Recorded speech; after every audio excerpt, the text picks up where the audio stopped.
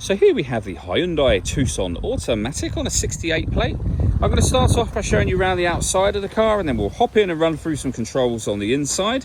From the outside though, you can see it's a 5-door car with alloy wheels and tinted windows. Let's start off inside the boot and then work our way around the rest of the car from there. So as we approach the boot, you can see we have reversing sensors. This car's also got a reversing camera, which I'll show you when we're inside the car.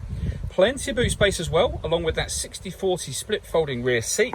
And then underneath this tray section, not only is that a full-size spare wheel, it's an alloy spare wheel as well.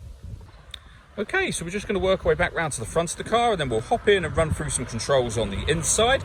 But now that we've done a full circle of it, you can see it's in excellent condition the whole way round. Just briefly before we climb in, I think it's well worth seeing the interior from this exterior point of view. There's plenty to run through on the dashboard, so let's hop in and we'll do that now. Okay, now that we're inside the car, we're going to start with the dials. On the left-hand side, we have the rev counter, and on the right-hand side, the speedometer and fuel gauge. In the middle, you can see the total miles of this car, which are 25,828.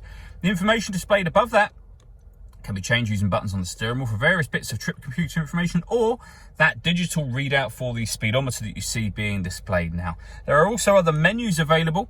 So you've got satellite navigation, lane assist, your stereo, service information, user settings, and then back round to the beginning again. If we back out to the steering wheel, the buttons I was using just a moment ago are here. We've got cruise control and speed limiter over that side as well. And then on the left-hand side, we have stereo controls and phone controls, including voice activation for the phone. So you can hit that button, ask it to dial any one of your contacts list, and it will do that for you without you having to take your phone from your bag or pocket. That is, of course, once you paired the phone up, and that is done over on the central screen area just here. Amongst other things, for example, satellite navigation. There's a full video that shows how this works that you can find both on our website and also on our YouTube channel as well. When it comes to music in this car, we have the radio first of all. So we can have DAB, FM or AM radio.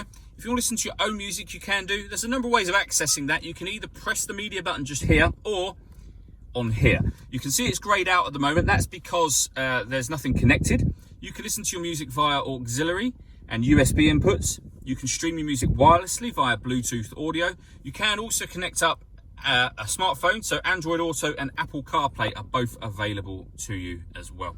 And if we put the car into reverse, you'll see that we have that reversing camera that I mentioned. It's a full color camera with guidelines showing you what direction the car is headed in relation to the image you see on the screen. It does make it very easy to park. Working our way down, we have dual zone climate control, so you can adjust the passenger and driver temperatures, the fan speed up and down. You can determine where you'd like the air to be distributed.